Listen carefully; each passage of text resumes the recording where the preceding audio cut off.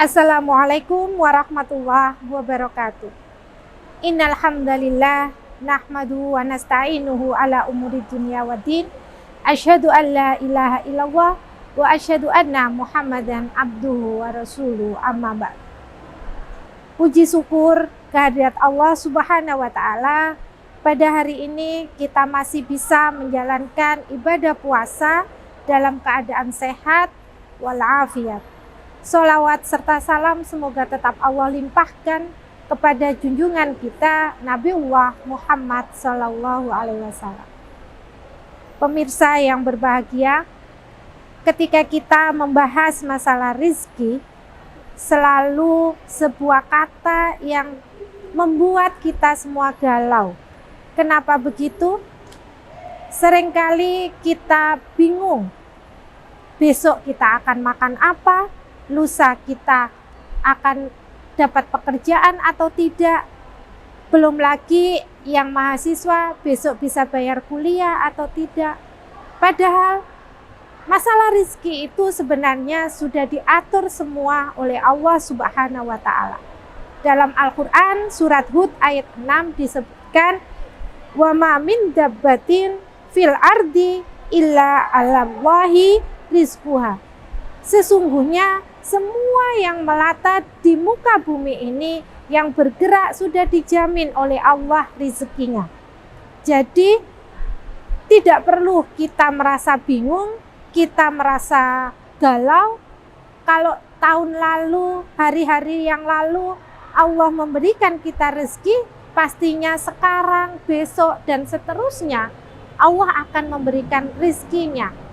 Tidak perlu kita sampai melanggar aturan, kita menabrak-nabrak kebenaran hanya untuk mendapatkan rizki itu. Menurut Imam Malik, rizki itu hubungannya adalah dengan apa yang kita kerjakan. Jadi ketika kita memiliki pekerjaan, ketika kita memiliki tanggung jawab, lakukanlah dengan baik. Urusan rizki itu adalah urusan Allah. Ada sebuah kisah pada masa Imam Syafi'i. Seorang muslim datang pada Imam Syafi'i. Dia bertanya tentang gaji yang dia terima. Setiap bulannya mendapatkan 500 dirham. Tetapi tidak cukup untuk memenuhi kebutuhan sehari-harinya. Apa yang dikatakan oleh Imam Syafi'i? Pasti ada yang salah dengan gajinya. Besok kamu menghadap ke atasanmu, minta gajimu diturunkan. Loh, kan aneh. Uang gajinya kurang, rezekinya kurang, malah disuruh menurunkan gajinya. Tapi karena yang memberikan nasihat itu adalah Imam Syafi'i, maka berangkatlah orang tersebut. Dia mendapatkan gaji seperti permintaan Imam Syafi'i, diturunkan dari 500 dinar menjadi 400 pada bulan berikutnya. Apa yang terjadi? Dia masih kekurangan, merasa belum cukup dengan gaji yang diterimanya. Kemudian datanglah dia pada Imam Syafi'i lagi. Ya Imam Syafi'i, saya sudah meminta gaji saya diturunkan sesuai arahan engkau. Tapi saya merasa belum cukup. Imam Syafi'i menyuruh, kamu kembali lagi ke atasanmu, bilang, turunkan jadi 300 dinar. Lebih aneh lagi, uang 400 tidak cukup, malah disuruh turun menjadi 300. Kan aneh ini.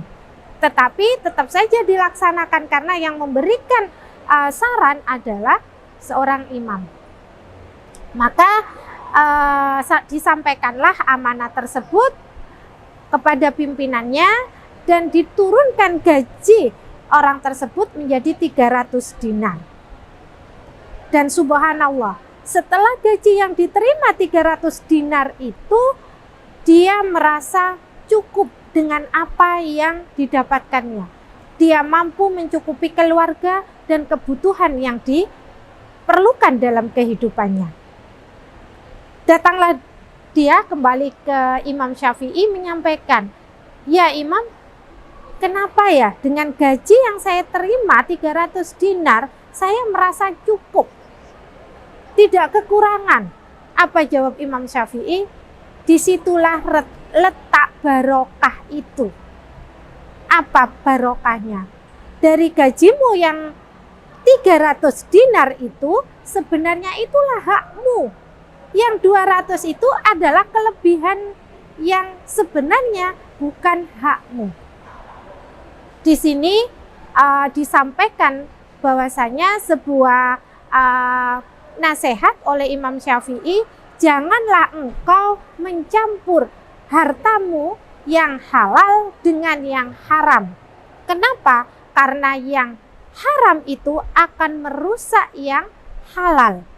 Jadi ketika harta itu yang awalnya halal kemudian bercampur dengan barang yang haram, maka akan merusaknya. Ketika menjadi gaji, maka gaji itu tidak akan barokah. Gaji itu akan terasa kurang dan kurang terus. Tetapi ketika gaji itu sudah bersih dari yang bukan hak kita, maka gaji itu menjadi halal. Nilai barokah itu di kehalalan gaji tersebut. Maka pemirsa yang saya hormati, berhati-hatilah kita dengan harta yang kita miliki, dengan gaji yang kita peroleh dari pekerjaan kita, jangan sampai tercampur dengan hal-hal yang haram. Kenapa? Karena hal yang haram itu bukan hak kita, sehingga membuat pendapatan kita, gaji kita tidak barokah dan tidak akan memberikan kebahagiaan dalam kehidupan di dunia. Itu saja yang bisa saya sampaikan, semoga bisa diambil hikmahnya.